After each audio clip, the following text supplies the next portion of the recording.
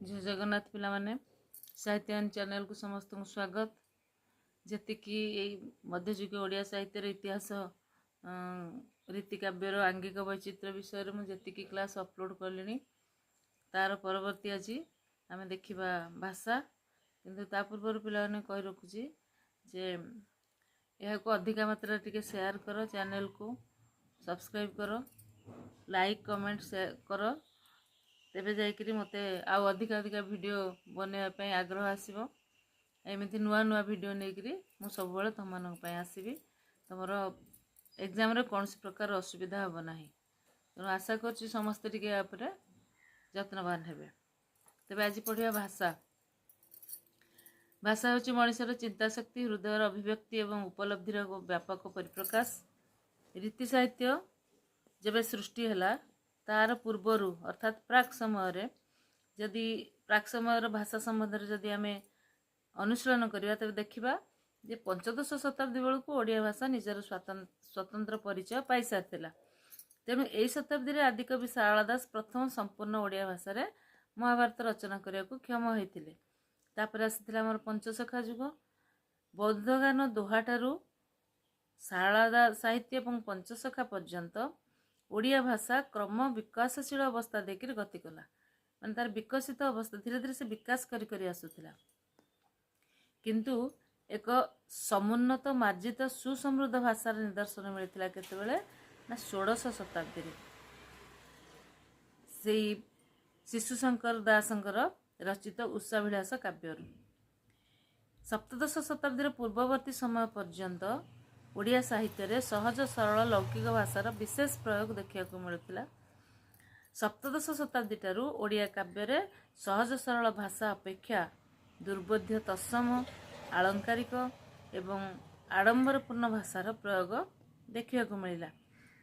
यही कवि माने मध्ययुगीय कवि माने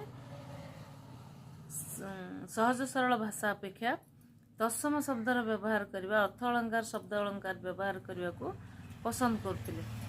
कारण एमाने जो साहित्य रचना करते से साहित्य संस्कृत साहित्य को आदर्श रूपे रखी रचना करते। तेणु जेहेतु संस्कृत साहित्य आदर्श काव्य रचना करा जाउथला, से कारणरू से माने तत्सम भाषार व्यवहार अधिक मात्रा रे करते। संस्कृत भाषा काव्य रचना करने से संस्कृत व्याकरण शास्त्र पुराण ये सब गुड़ाक पाठ करा पड़ता और तार साहाय्य नवाक पड़ता। तेणु अलंकार शास्त्र अनुमोदित रस रीति गुण ध्वनि वक्रोक्ति औचित्य अलंकार ये सब गुड़िक हूँ आमर प्राच्य काव्य तत्व काव्यर एगुड़िक गोटे गोटे उपादान। यार जो प्रयोग से माने कले ओडिया साहित्य रे सेतेबेले आमर जो देश जो सहज सरल भाषा थिला ताहा धीरे धीरे कौन है ना साहित्य दूरे गला। कारण ये जो काव्य तत्व गुड़िकर व्यवहार देखा मिलला साहित्य भितर से गुड़िक तत्सम शब्द सहित विशेष भाव में जड़ित थिले। शब्द अलंकार अर्थ अलंकार बहुल प्रयोग देखा मिलला। तापरे मध्ययुगीय कविगण काव्य गुड़िकर छंद अलंकार एसबूर प्रयोग कले, तत्सम शब्दर प्रयोग कले, तत्सम भाषार प्रयोग कले। तेणु संस्कृत काव्यादर्श अनुजाई यह रचित होइथिबारु प्राचीन जुगर प्राकृत भाषा जो स्वाभाविक स्वरूप ताहा क्रमे साहित्य दूरे गला। ता स्थान रे कौन है ना काव्य कवितार भाषा कृत्रिम तत्सममूलक शब्द अलंकार विमंडित दुर्बोध्य एवं अपेक्षाकृत कष्ट रूप धारण कला, क्लिष्ट रूप धारण कला, जहाँ सहज साधारण लोक बा विशेष शिक्षा दीक्षा नथिबा लोक सहजरे से पाठ को बुझी पारु नथिले। किंतु प्राक रीति साहित्य भूमि रे जो सब रचना थिला ताहा थिला सहज सरल एवं सेथिरे जो भाषा व्यवहार हेतिला ताहा थिला सहज बोधगम्य समस्तଙ୍କ ପାଇଁ। रीति काव्यर कवि माने जो काव्य रचना करथिले तांकर भाषा संस्कृत भाषा अनुसारी थिला, रचना आदर्श मध्य शैली मध्य संस्कृत अनुसारी थिला। तो काव्य रचना पे से माने जो अभिधान व्याकरण शास्त्र पुराण एसबूर साहाय्य ना तार प्रभाव तांको साहित्य उपर पड़ा। तेणु काव्य जुगर प्रारंभ रे जो कवि मैंने आत्मप्रकाश कले जमीक अर्जुन दास, देवदुर्लभ दास, प्रताप राय, शिशुशंकर दास एमाने जो काव्य रचना कले से रचना शैली रे देखा मिलला प्राक समयर भाषा आउ काव्य जुगर भाषार मधुर समन्वय। यही कवि मान रचना रे अर्जुन दासंकर है राम विवाह, देवदुर्लभ दासंकर है रहस्य मंजरी, प्रताप रायंकर है शशि सेना, शिशुशंकर दासंकर है उषा विलास। ये थिला रीति साहित्यर प्राक रीति साहित्यर भाषा। तेबे एबे देखिया मध्ययुगीय ओडिया साहित्यर स्वरूप बा भाषा किभଳି रहिला। आमे जानिछन्ती जे अष्टादश शताब्दी ओडिया साहित्य इतिहास रे रीति जुगर आरंभ होला। ए जुगर मुख्य किए थिले धनंजय भंज, उपेन्द्र भंज, कवि सूर्य बलदेव रथ, दीनकृष्ण दास, अभिमन्यु सामंतसिंहार, वनमाली दास, गोपाल कृष्ण, ब्रजनाथ बड़जेना एभଳି प्रमुख मार्तंडीय कवि माने थिले। संस्कृत काव्यदर्श थिला एमानक काव्य मानकर आदर्श। आउ से माने संस्कृत काव्य रचना शैली को अनुकरण करी काव्य गुड़िक सब रचना करथिले। तांकर संस्कृत भित्तिक पांडित्य एथिरे प्रकाश पाउथिला। शब्द पांडित्य नथिले जने कवि होई परिबा नाही बोली मध्ये से समय रे से माने भाबुथिले। सेही कारणरु जो माने काव्य रचना करथिले समस्ते शब्द पांडित्यर प्रमाण और शब्द पांडित्य को आग अर्जन करथिले, तापर जाइए काव्य रचना करथिले। रीति जुगर अन्यतम प्रमुख कवि कवि सम्राट उपेन्द्र भंज थे अगाध पांडित्यर अधिकारी।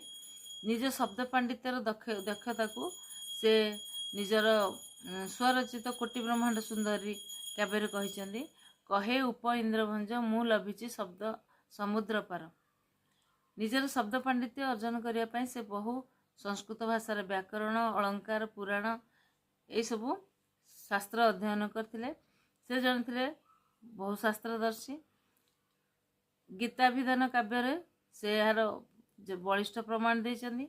असाधारण शब्द पांडित्यर अधिकारी कवि सम्राट तांक काव्य मानकरे ध्वनि, अक्षर एवं शब्दर अद्भुत जादू देखैछन्ति। तेणु तांको विजय चंद्र मजुमदार शब्दर जादूगर बा जगलर ऑफ वर्ड्स बोली तांको अभिहित करथिले। कारण तांकर जो रचना शैली थिला, रचना शैली गुड़िक थिला नूतन धरणर। वैदेश विलास काव्य से कौन करछन्ति ना पूरा काव्यटी को ब को आद्य अक्षर नियम रे रखी वैदेश विलास जिन ना प्रथम होची ब लेटर अच्छी सेमिति से प्रत्येक पदर आरंभ रे ब रखी संपूर्ण काव्यटी को रचना करछन्ति। सुभद्रा परिणय रे स को आद्य माने आगर सब पदर आरंभ रखी काव्यटी को रचना करछन्ति। तापरे कला कौतुक क आद्य अक्षर रे अबनारस तरंग यह अबना अक्षर नियम रे रचित होइछि। यही रचना करिवार शैली ही कवि सम्राट उपेन्द्र भंजकर अद्भुत कवि प्रतिभार परिचय अटे। तेबे यही काव्य गुड़िकर शब्दर जादू निमित्त विभिन्न स्थान रे अनुप्रास, जमक, शेष, श्रृंखला, सिंहावलोकन, व्याघ्रगति, अंतर्लिपि, बहिर्लिपि एगुड़िक सबू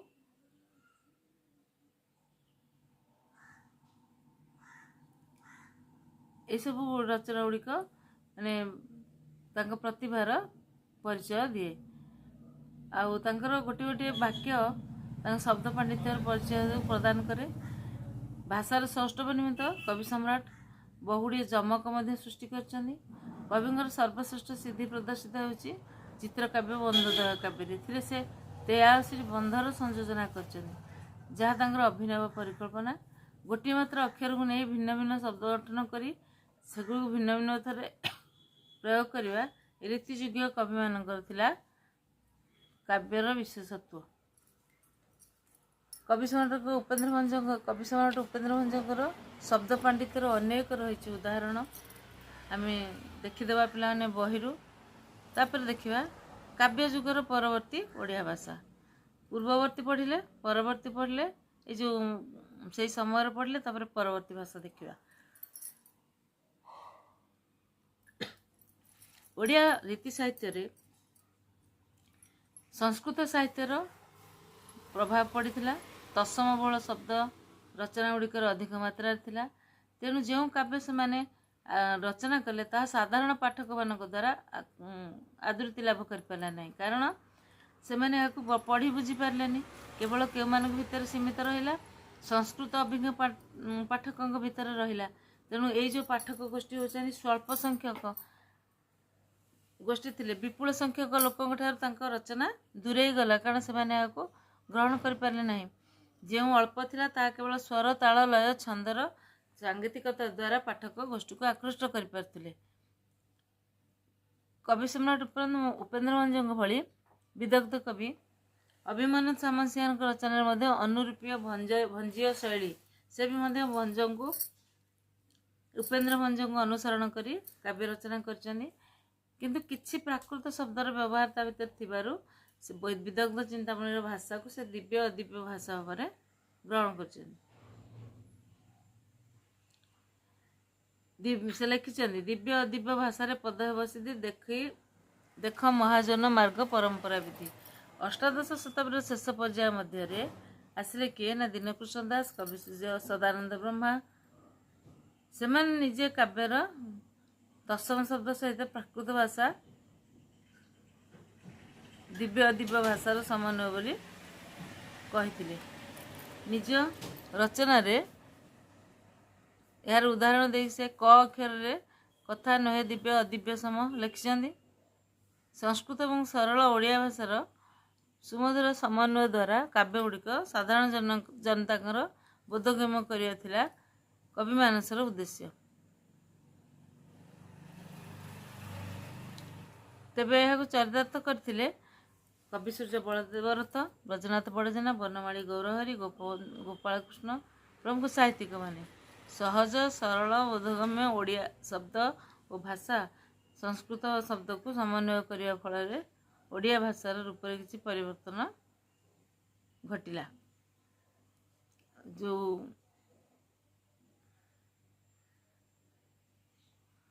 फल ओडिया भाषार जो विकास है से विकास प्रभाव परवर्ती साहित्य पर पड़ा। तो कौ कवि मैंने द्वारा प्रभावित होकर काव्य रचना करते जमती कवि सूर्य बलदेव रथ, ब्रजनाथ बड़जेना काव्य जो भाषा व्यवहार करते आधुनिक ओडिया भाषार निकटतम भाषा। ये रीतिजुग क्लिष्टता नाला, आलंकारिकता नाला, परोक्षता नाला कि कृत्रिमता नाला। काव्यर ना था राजन को छंदोक्ति। से बलदेव रथ जो बलदेव रथ जो रचना कले से रचना गुड़िक तार शब्द गुड़िक समस्त को आदृत कर आसला ब्रजना जो कवि गोपाल कृष्ण रचनार भाषा। संगीत कवि भाव इतिहास सुपरिचित होती गोपाल कृष्ण। तांकर ललित संगीत परिचित माने तांकर संगीत से होचंदी जनमानस रे परिचित। जनतार प्रतिनिधि भाव से लोकमुखर कथित भाषा को संग्रह करी सुंदर रचना करती। जमती कि एड़े भाग्य मोर हेब कि हेबी वृंदावनेश्वरी कि उठिलु एड़े बेगी कहीं दुखिदन दधि मंथाई देबु नहीं कि एगुड़िक सब हूँ गोपाल कृष्ण रचना।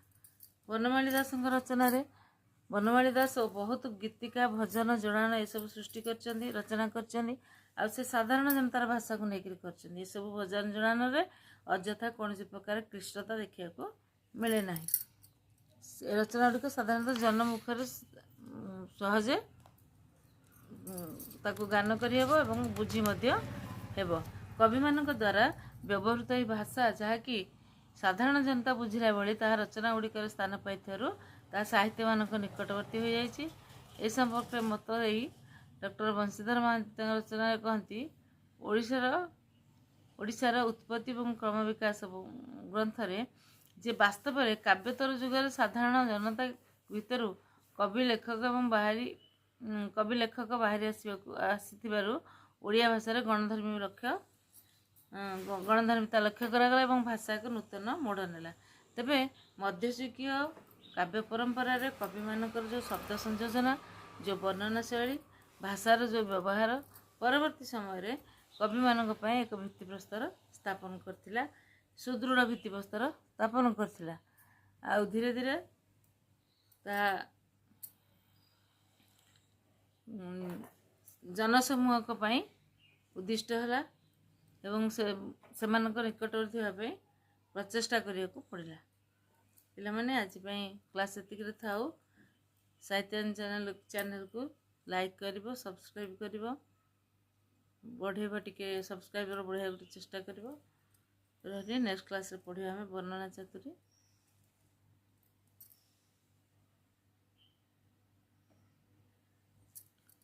ରଖିଲି, ଏତିକିରେ ରଖିଲି।